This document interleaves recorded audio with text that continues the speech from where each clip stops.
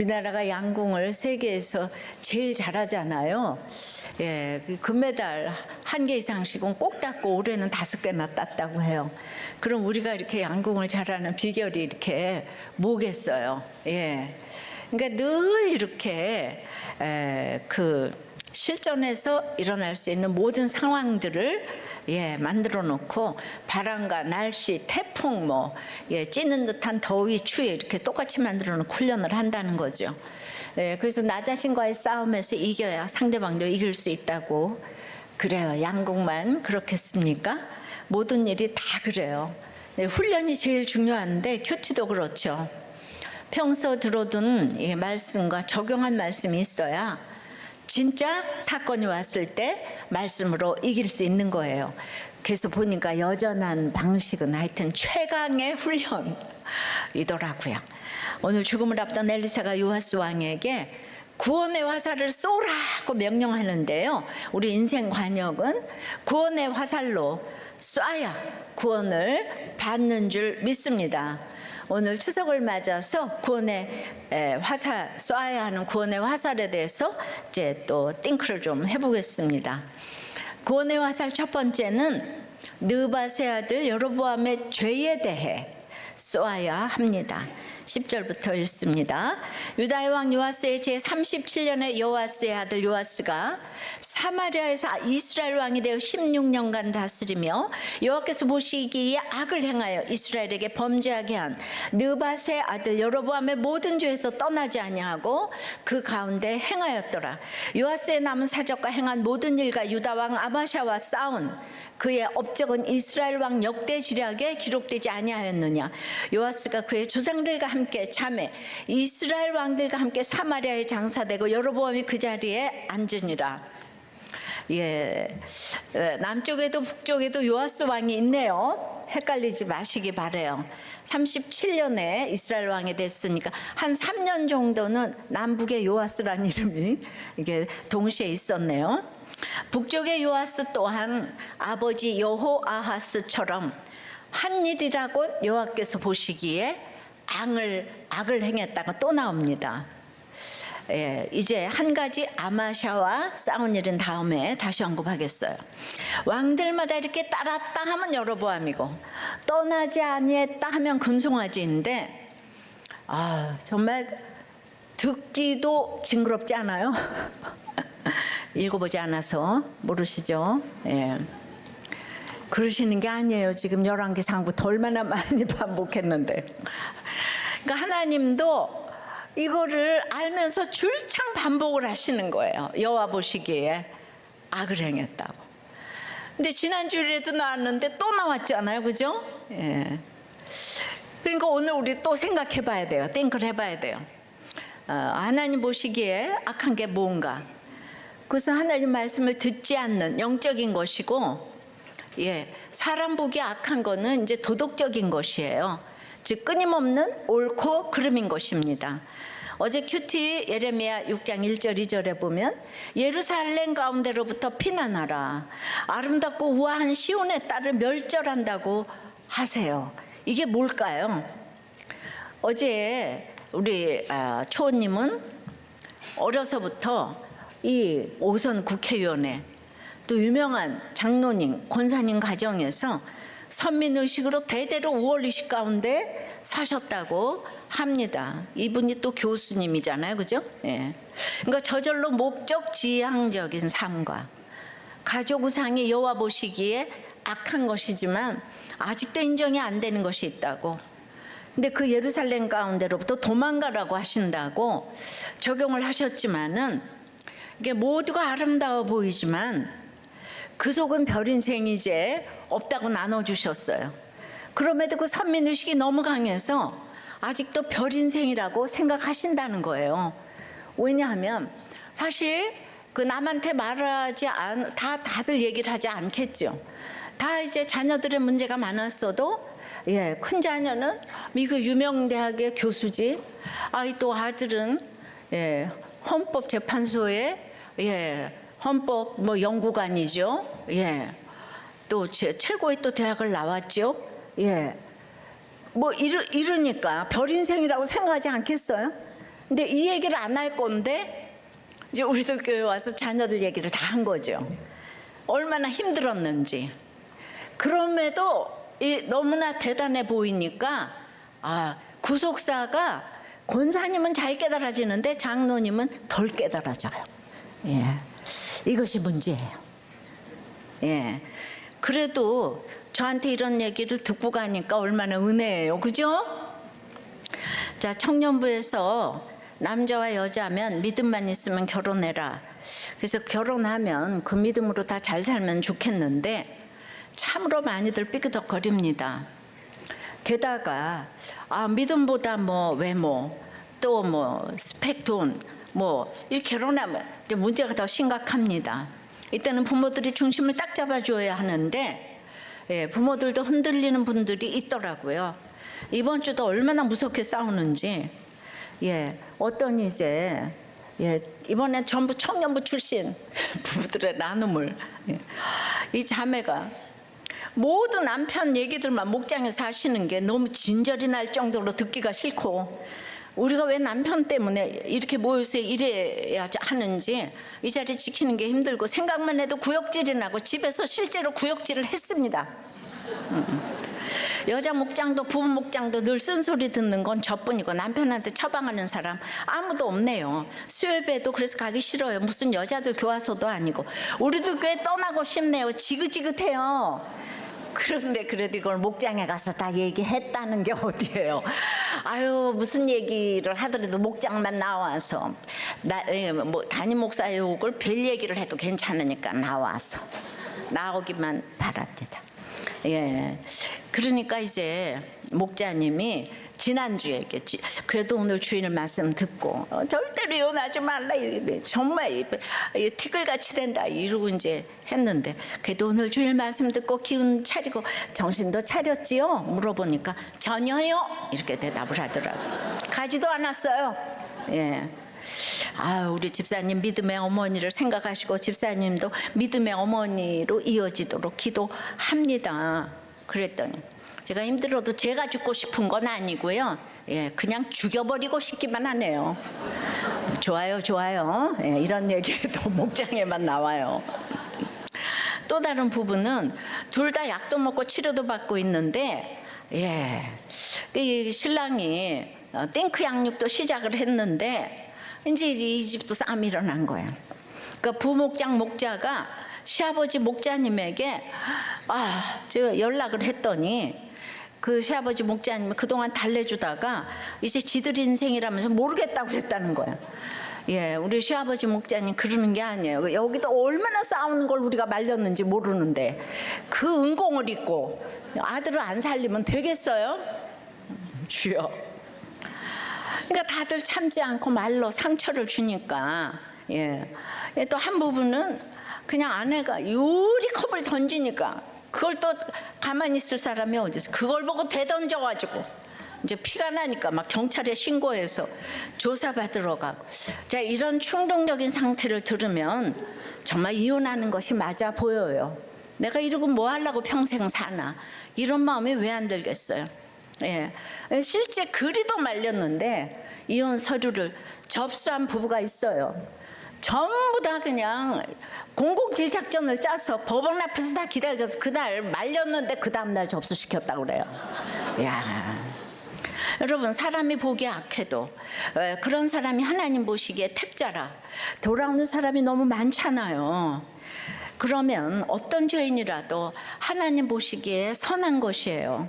그러니까 내가 옳은 것이 가장 큰 죄인 거예요.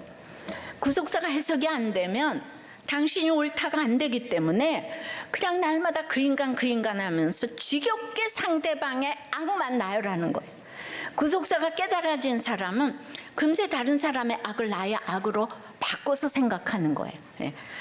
그러니까 그 언어가 고난 가운데 부드러운 언어가 나오게 되는데, 이 쉬운 것이 안 돼가지고요, 이혼 타령, 자살 타령을 합니다. 발상의 전환이 되면 얼마나 좋을까요? 근데 구원이라는 건 하나님의 영역이랬어. 그러니까 오늘 구원의 화살을 쏴야 되는데 죄인인 인생의 만남은요 결국 행복할 수 없어요. 그래서 이렇게 막 집어 던지고 막 욕하고 이래서 이혼을 한다면 이혼하고 나서 이혼의 굴레가 하나 더 씌워져서 더 힘들어요. 예. 해석이 안 된 채로 이혼하면 안 돼요. 그러니까 이거를요 모두 달려들어서 막아야 해요. 어린아이들이잖아요, 그죠? 지금 철이 없어서 그래요. 예, 이걸 안 막으시면 교회가 여호와 보시기에 악한 거예요. 안 막는 여러분들은 다 사형감이에요. 교회가 회개를 해야 되는 거예요. 결혼의 목적을 거룩에 두어야 행복이 오는 거예요. 근데 행복에 두니까 맨날 네가 틀렸다, 불행한 거예요. 그러니까 목장이 무시가 되면 결혼 생활도 하기가 어려워요. 목장과 가정은 똑같기 때문이에요. 이상한 사람 많이 있어요, 목장에. 그거를 다 품고 가는 것이 목장, 가정 똑같은 거죠. 남아공의 그 유명한 대통령이고 노벨상 수상자 넬슨 만델라는요, 그 기가 막힌 27년의 감옥 생활을 견디고도 석방 후에 이혼을 했네요. 이분이 3번 결혼을 했는데 첫 번째 결혼은 굉장히 이렇게 이제 가정적인 부인이 정치를 말렸어요. 그래서 이혼을 했어요.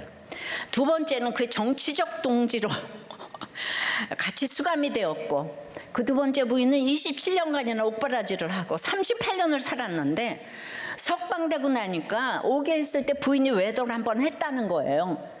아니, 그럴 수도 있지 않아요? 예, 그렇다고 이혼을 했어요. 예, 말이 돼요? 예. 세 번째는 그러고도 조금 있다가 80살의 모잠비크 대통령 미만인과 3번째 결혼을 했어요. 세상 사람은 물론 다 이유가 있다고 그래요. 근데 이것이 옳고 그름이에요. 근데 민주투사들은 아프리카는 지키는데 가정은 지키지를 못하네요. 예. 정치는 적어도 추앙하는 동지들 때문에 내가 옳은 거예요. 근데 결혼은 말도 안 되는 배우자를 옳다 그래야 되니까. 다른 데서는 나를 이렇게 올려주는데 이 배우지도 못하고 이런 사람이 나한테 막 컵을 집어 던지는데 내가 살겠어요? 여기서는 영웅인데. 예. 그러니까 감옥 생활보다 더 힘든 것이 결혼 생활 지키는 것이 맞습니다. 그런데 그 유명한 만델라도 이혼을 했으니까 우리 같은 사람 이혼은 당연한 것이다의 모델이 된다면 앞으로 남고 뒤로 미치는 거예요. 저는 만델라는 조강지처를 설득하면서 기다렸어야 돼요. 그 정치가 하나님 뜻이라면 반드시 하게 하셨을 거예요. 그런데 중요한 거, 급한 거, 이 순서를 모르는 거예요. 그러니까 결혼은 아프리카 감옥보다 어렵고 재혼은 아프리카 선교보다 어렵습니다. 우리들 교회가 이 어려운 결혼을 잘 지켜내니까 지금 한 사람 한 사람이 모두 선교사가 되어서 우리 선교 훈련을 받아본 적도 없는데 지금 강에서 바다로 나가는 걸 보셨죠? 보셨죠? 언약의 최고봉은 결혼이에요. 이 언약은 지켜야 되는 거예요. 이 언약을 깨고 약속을 깨고 어디 가서 무슨 복을 받으려고 그렇습니까? 그러십니까? 예. 화성에서 온 여자, 금성에서 온 남자의 저자 존 그레이도 이혼을 하고 나서 그 책을 썼다고 그래요. 예, 결혼을 지킨다는 것이 너무 어려워요. 여호와 보시기에 선한 것은 나를 닮아라 그랬잖아요.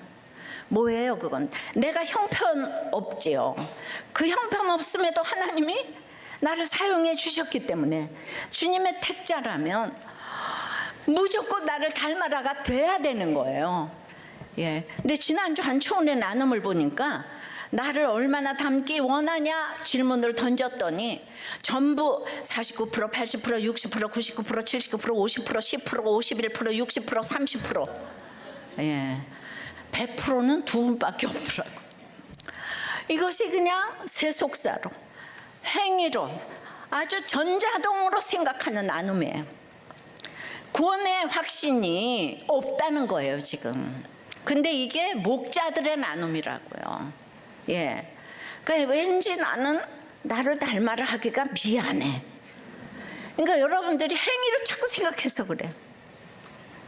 겉으로 드러나는 악이 없는 분들도 계시겠지만 우리가 속은 예외 없이 아담과 하와의 후손이잖아요. 겉이 멀쩡하면 더 화려한 금송아지를 섬기고 아름답고 우아한 묘한 시온의 딸처럼 살 가능성이 오히려 많아요. 그러니까 최악은 자기 자신이 금송아지가 되는 것이에요. 자기가 우상인 거죠. 사탄처럼 스스로 하나님이 되려는 거예요. 그러니까 겉으로 엉망이든 멀쩡하든 별 인생이 없는 거예요. 누구든 금송아지 한 마리 이상씩 다 짊어지고 삽니다. 그러니까 우리는 난 절대로 아빠처럼 엄마처럼 살지 않을 거야. 다 그러지만 어느 순간 그렇게 아빠 엄마의 모습 그대로 살고 있는 거예요. 깜짝 놀라지만 다 늦었어요. 벗어나려야 돼. 벗어날 수 없는 굴레를 다 쓰고 살아요. 이렇게 북이스라엘의 대가 이어져도 세대가 변천해도 심지어는 왕조가 바뀌는 과정 속에서도 여로보암의 죄악을 근절하지 못했어요. 이 죄악의 뿌리가 얼마나 깊은지, 이 죄악을 그럼 북이스라엘에 처음 유입시킨 여로보암 왕가가 어떻게 되었는지를 보여주는 것이 열왕기서라고 했잖아요. 열왕기상 14장 9절 10절 쭉 보면은 그와 그 가문은 하나님의 심판을 받아 매인자나 노인자나 다 끊겨지고 거름더미를 쓸어버린 것이 말갛게 쓸어버린다고 했어요. 예. 그러니까 여로보암 가문만이 아니라 그 위에 바사의 집, 오므리의 집, 예후의 집에도 똑같이 심판이 임한 거예요. 궁극적으로 북이스라엘 전체가 하나님의 진노의 심판 아래 소멸될 것임을 미리 얘기해 주셨어요. 그런데 겉으로 보는 그 금송아지가 너무 좋아 보이는 이게 무거운 짐이에요. 고달픈 수고예요. 근데 우리가 다 똑같이 요아스고 요아스예요. 똑같아. 우리 슬픈 인생이에요. 이렇게 우리에게 왕마다 여로보암의 죄를 따랐다 반복하시는 것은 그만큼 돌아오라는 하나님의 애통한 사인인 거예요. 왜 같은 말을 성경에 매주일 하겠어요? 너희는 여로보암의 금송아지 길을 가면 망한다. 그래도 귀뚱으로도 안 듣고 여전히 따라가고 떠나지 않으니까 하나님이 창자가 끊어지는 거예요. 그냥 오늘 퀼티 예레미야 말씀처럼 우리는 남과 북 전부 말씀을 안 들어. 북이스라엘이 멸망했는데 남유다도 또 안 들어. 예, 여러분 북이스라엘에 교회가 없었겠어요? 예, 전부 금송아지 찬양하는 교회만 있는 거잖아요. 북이스라엘에. 적용 질문이에요. 다 함께 싫었지만 닮아있는 부모의 모습이 있습니까? 하나님의 애통이 얼마나 체휼이 되십니까? 부부간에 가족간에 혹은 목장에서 회사에서 나는 옳고 당신이 틀렸다를 누가 가장 많이 합니까? 그리고 이번에 얼마나 했어요?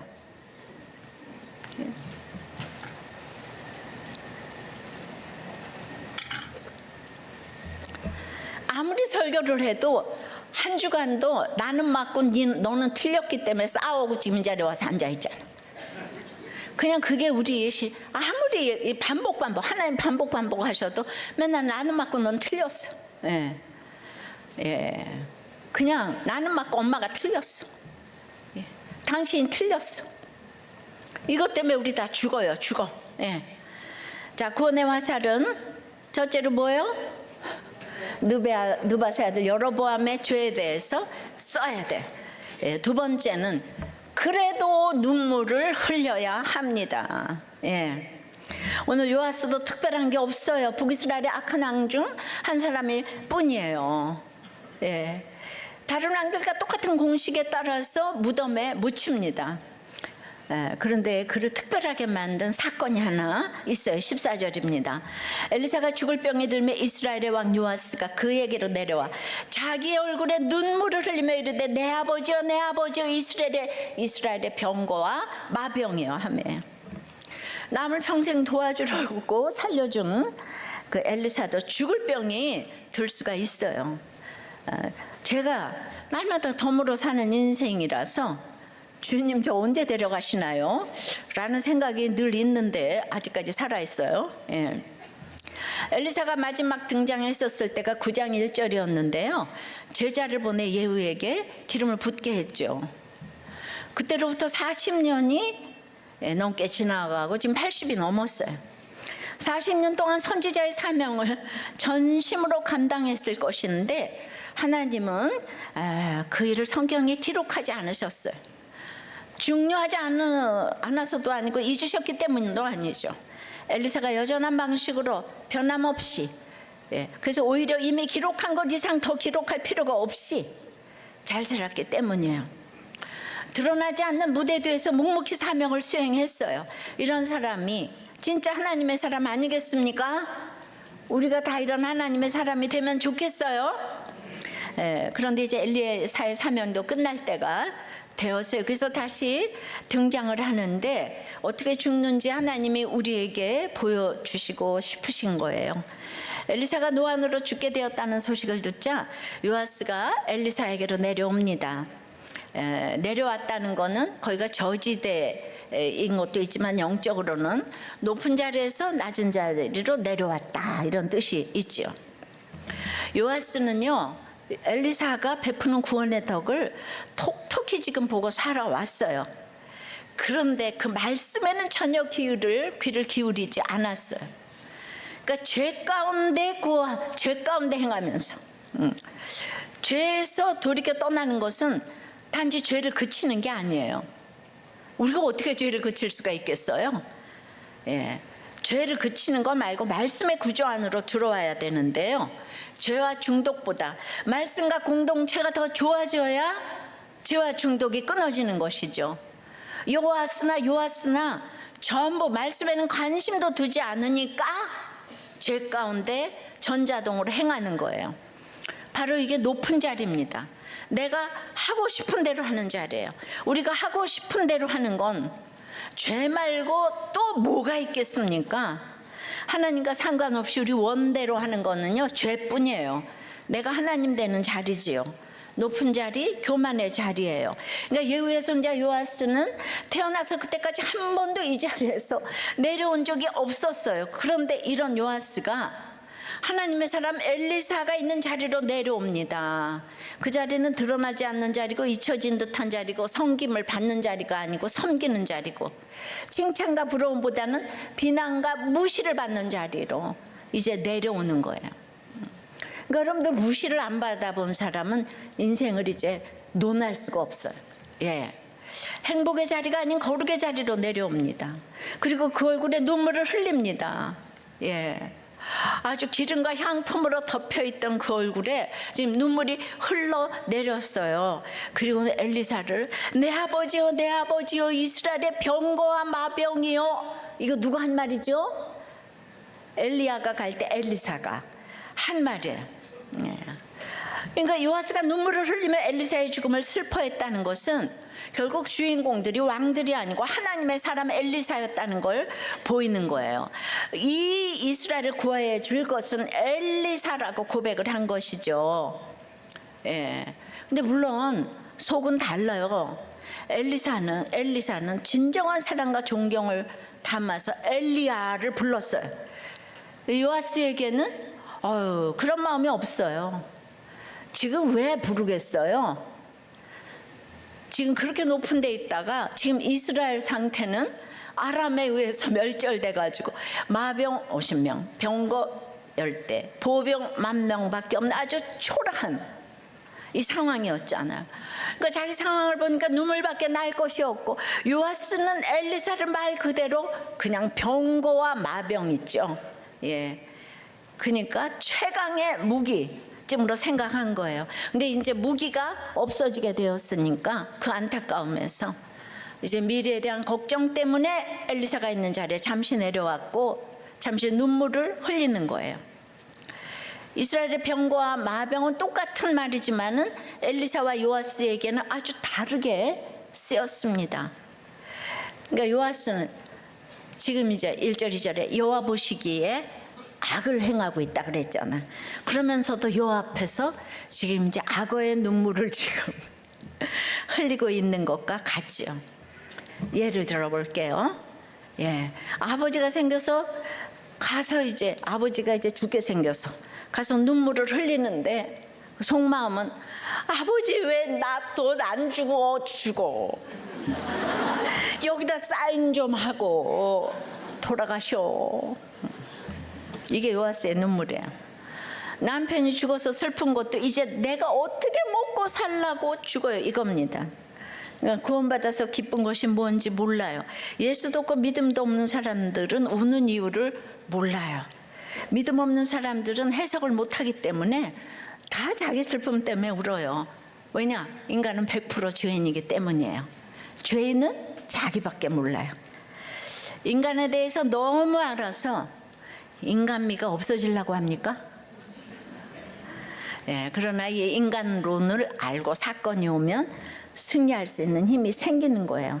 사람은 믿음의 대상이 아니라고 그랬잖아요. 그런데 말이죠.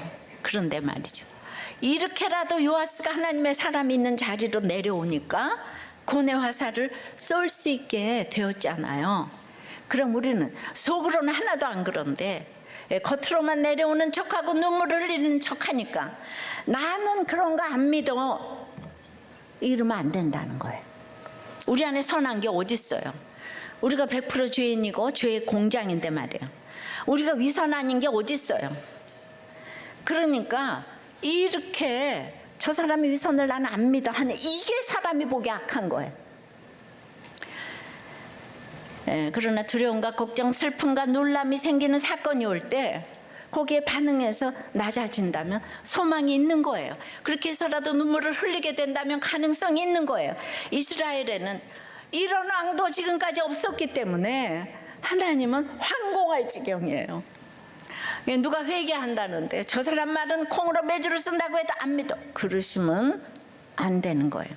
한 왕도 예외 없이 여로보암의 죄를 떠나지 않았기 때문에 주님은 애통절통하시는 거예요. 그러므로 속는다 해도 믿어야 할 때가 있어요. 물론 이제 늘 분별해야 하겠지만요.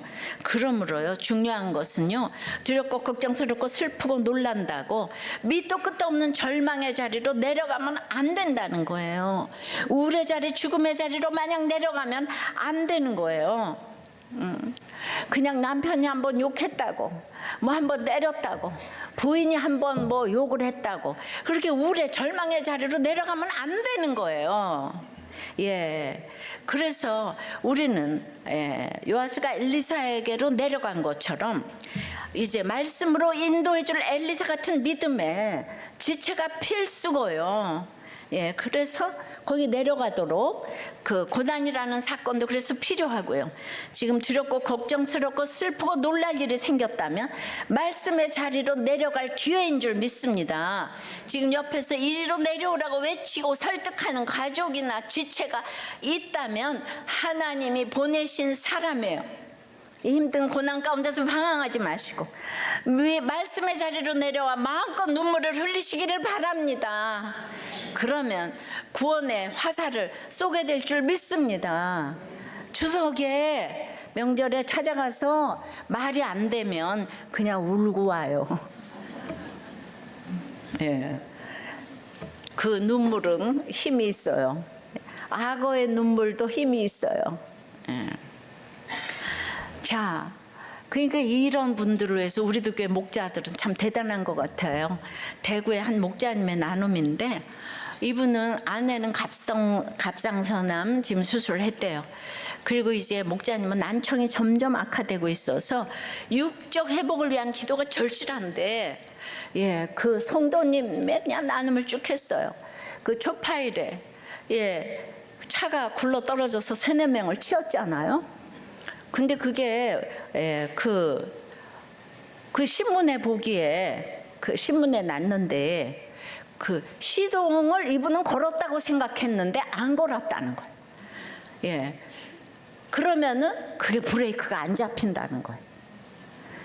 근데 이분은 급발진이라고 생각을 했는데, 그러니까 이제 너무 일이 커졌어요. 그날 이것 때문에 교회 오셨잖아요. 그러니까 거기서 다 합의해 줄 의사가 없다고 하니까 지금 어찌할 바를 몰라서 목장에서 중보 기도를 하고 있습니다. 기도해 주시기를 바라요. 또 한 식구는 치매를 앓고 있는 그 할아버지 성도님께서 분별하지 못하고 치매를 앓고 있는데 또 신천지 구역장 여성분에 그 휩쓸려서 교회와 목장에도 빠진 사실이 있기 때문에 긴장을 늦출 수 없는 기도와 손발이 가야 하는 적용이 지금 우선이 되고 있습니다. 아유, 좀 이렇게 사랑이 있으면 좋겠어요. 또 한 분의 마음의 병이 쉽사리 나아지지 않고 약 처방도 거부하며 적용이 잘 안 되고 있기 때문에 이번 양육교사를 통해서 영육간에 회복으로 거듭날 수 있기를 바라며 기도하고 있어요. 그중에 반가운 일은 부목자님과 알코올 중독으로 늘 병원 생활만 하고 있던 집사님이 퇴원해서 지난주에는 예배를 참석했는데 세차장에서 광택 기술을 배우며 일하고 있는 이 두 분에게 하나님께서 불쌍히 여기시고 찾고 소망하던 퇴원과 일을 하게 된 은혜에 감사하다고 목장 기도로 함께하고 있습니다. 예, 이 세 번째 나눔 질문에 뭐라고 대답했냐 하면은 본인도 많은 투자와 보증과 명의 대여로 소 잃고 멸절당한 뒤에야 지금 외양간을 고쳐가는 중이지만 지금은 금송아지도 아니고 순금 송아지를 때려준다고 해도 싫어요.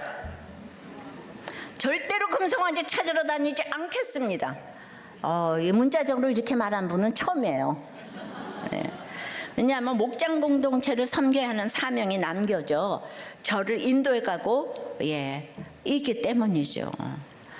그리고 이제 또 힘겹게 일자리를 찾게 된 우리 부목자님 또 김 집사님에게 성령의 각오로 잘 이겨낼 수 있도록 모든 나눔이 목원들 나눔.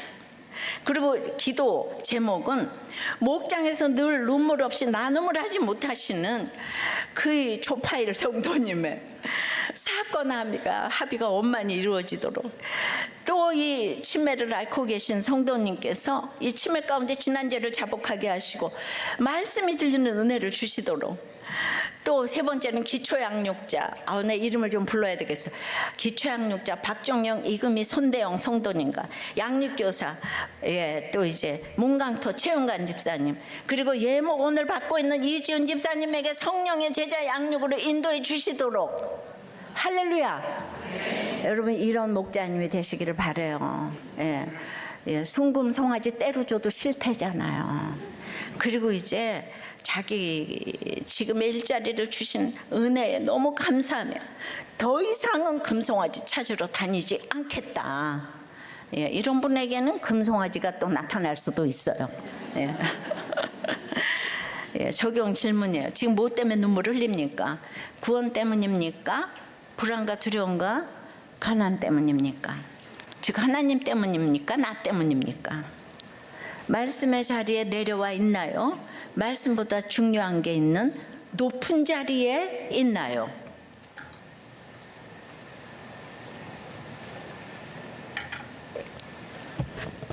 구원의 화살은 첫째로 뭐라고 그랬죠? 느바세 아들 여로보암의 죄에 대해 쏘아야 해요. 두 번째는 그래도 눈물을 흘려야 돼. 세 번째는 온전히 순종해야 온전히 승리합니다. 15절에서부터 읽습니다. 엘리사가 그에게 이르되 활과 화살들을 가져오소서 하는지라 활과 화살들을 그에게 가져오매 또 이스라엘 왕에게 이르되 왕의 손으로 활을 잡으소서 하매 그가 손으로 잡으니 엘리사가 자기 손을 왕의 손 위에 얹고 이르되 동쪽 창을 여소서 하매 곧 열매 엘리사가 이르되 쏘소서 하는지라 곧 쏘매 엘리사가 이르되 이는 여호와를 위한 구원의 화살 곧 아람에 대한 구원의 화살이니 왕이 아람 사람을 멸절하도록 아벡에서 치리이다. 이제 믿음이 아니라 기복적인 걱정으로 엘리사에게 내려와 눈물을 흘린 요아스지만 엘리사는 그에게도 말씀을 전해줍니다. 내 형제가 아람처럼 안 믿고 교만하고 나를 늘 쳐도 나는 끝까지 당해야 하고 하나님께 맡겨야 해요. 아람이 먼저 쳐들어왔기 때문에 활과 화살들을 가져오라고 잡으라고 방법을 지금 가르쳐 줬어요. 영문 모를 일이었지만 내가 해야 될 전쟁을 하고 있으면 하나님이 가르쳐 주십니다.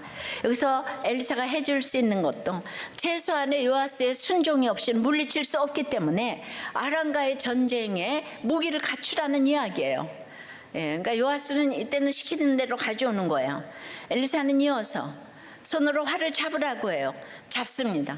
또 왕의 손 위에 자기 손을 얹어요. 한글 성경은 이걸 안찰이라고 번역을 했어요. 안수하고 안찰하고. 동쪽 창을 열라고 해요. 동쪽 창은 왜 그래요?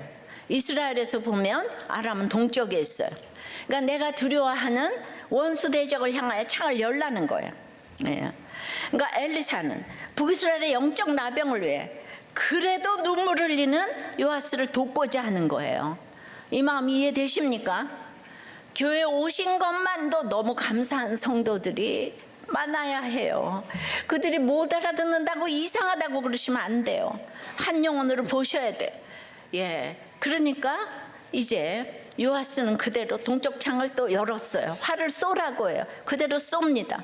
활과 화살을 가져와서 활을 쏘는 일을 만일 의도를 가지고 한다면 10초도 안 걸릴 일이잖아요. 그런데 이 단순한 일을 엘리사는 한 컷 한 컷 잘게 쪼개서 명령을 하고 요아스는 그 명령대로 이행을 합니다.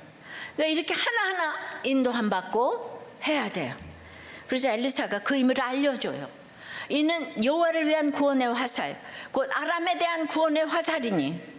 여기서 여호와를 위한이라는 말은 여호와께서 주셨다는 뜻이에요. 하나님이 주신 구원의 화살이라는 거예요. 이스라엘을 위한 화살이 아니고 여호와를 위한, 여호와의 영광을 위한 화살이라는 거예요. 그러니까 하나님을 위해 싸우면 그것이 믿음이 되어서 끝없이 하나님 힘을 주시는 거예요.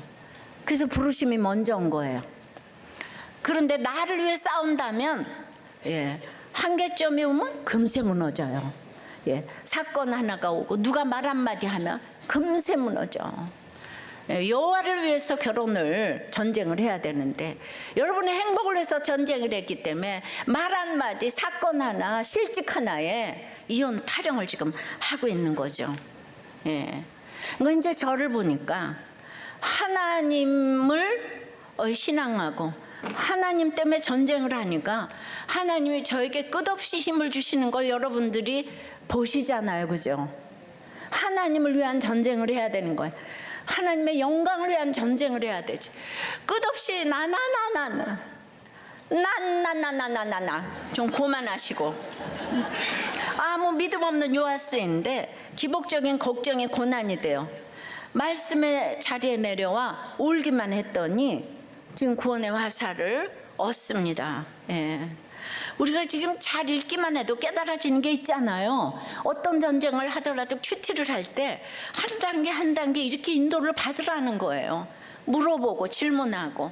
남편과 아내와 자식과의 전쟁, 회사의 전쟁도 그래요. 취하라 하면 취하고 활을 잡으라 하면 잡고. 이제 중간에 내가 힘들까 봐 엘리사가 왕의 손에 한번 안찰해 주잖아요. 그러니까 이거 우리 목장 모임에 가서 안찰 한 번씩 받고 서로 이제 기도하고. 근데 이렇게 예수 믿는 믿음이 생겨 구원을 약속받은 다음에는요, 적용해야 될 게 있어요. 18절 19절에요. 또 이르되 화살들을 집으소서. 곧 집으면 엘리사가 또 이스라엘 왕에게 이르되 땅을 치소서 하는지라. 이에 3번 치고 다 같이 그친지라. 누가 그치라고 그랬어요? 그쳤어요. 그러니까 하나님의 사람이 노하여 이르되 왕이 6번을 칠 것이니이다. 그리하였다면 왕이 아람을 진멸하기까지 쳤으리이다. 그런즉 이제는 왕이 아람을 3번만 치리이다 하니라. 엘리사가 이번에는 화살을 쏘라가 아니고 집으라 그랬어요. 요아스는 집었어요. 그런데 이상한 명령을 해요. 화살로 땅을 치라고 그래요. 요아스가 쳤어요. 근데 여기서 하나 추가되죠. 그냥 친 게 아니고 그냥 3번을 치고 그쳤다는 거예요. 엘리사는 3번 치라고 하지 않았어요. 그치라고도 하지 않았어요. 근데 요아스가 지 맘대로 3번 치고 그쳤어요. 그러니까 엘리사가 노하는 거예요. 아니 5번을 치지 왜 3번만 치고 그쳤냐? 그러니까 너 아람을 3번만 이기고 이제 진멸하지는 못한다. 그럼 엘리사가 이상한가요? 뭐가 문제일까요? 요아스는 지금까지 아무리 사소한 행동이라도 엘리사가 말한 대로 순종을 했어요. 예. 그런데 화살로 쏘라 했을 때는 그것이 늘 해왔던 대로 화살은 쏘라고 있는 거잖아요. 화살은. 근데 땅을 치라 그러니까 그 화살이 부러질 것 같잖아. 비싼 화살이. 땅을 치다가. 예. 그러니까 자기 생각이 나왔어요, 지금. 예. 그러니까 17절에 멸절하도록 치라 그랬는데 그 아드칼레는 문자적으로 완성되기까지, 끝장이 날 때까지. 예. 그런데 이제 자기가 생각해 보니까 이게 뭐지? 이건 굉장히 비상식적이네. 여기 자기 생각이 들어갔어요. 그러니까 엘리사 말을 끝까지 지금 순종을 안 하는 거죠. 신용만 낸 것이에요. 자기가 생각하기에 엘리사가 틀렸어요. 그러니까 화를 이제 그만 쳐야 되겠어. 온전히 순종하지 않았어요.